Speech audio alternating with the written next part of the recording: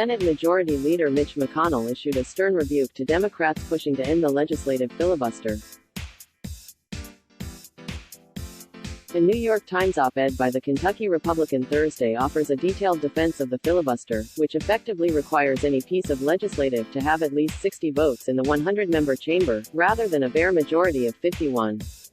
McConnell's opinion piece comes days after his Democratic predecessor as Majority Leader, former Senator Harry Reid of Nevada, called for the filibuster's demise.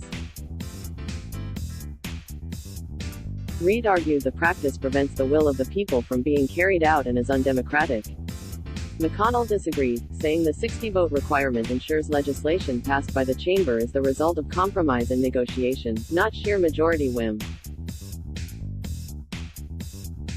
The legislative filibuster is directly downstream from our founding tradition. If that tradition frustrates the whims of those on the far left, it is their half-baked proposals and not the centuries-old wisdom that need retooling, McConnell wrote. Warning of the long-term consequences of such a move, McConnell said he and his GOP colleagues will not vandalize this core tradition, simply because it would benefit them in the short term as they maintain the majority in the Senate. We recognize what everyone should recognize: there are no permanent victories in politics. No Republican has any trouble imagining the laundry list of socialist policies that 51 Senate Democrats would happily inflict on Middle America in a filibuster-free Senate, he said. McConnell also alluded to relatively frequent changes of party control, which can mean today's majority party is tomorrow's minority.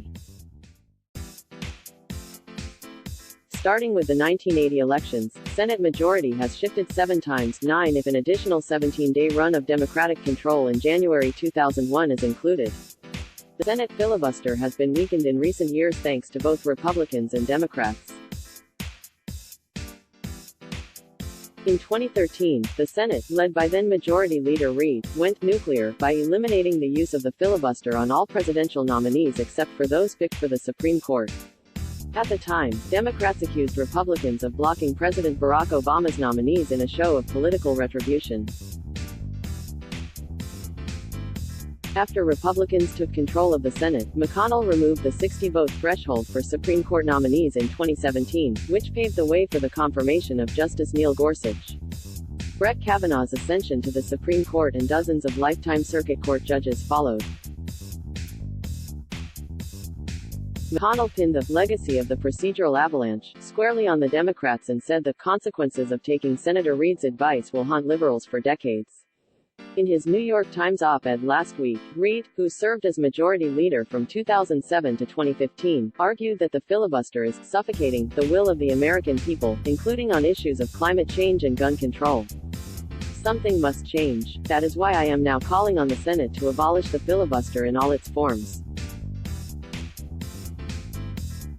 And I am calling on candidates seeking the Democratic nomination for president to do the same, he said.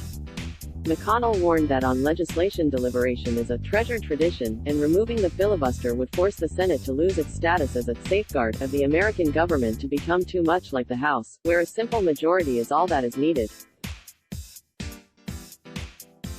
One of the body's central purposes is making new laws earn broader support than what is required for a bare majority in the House.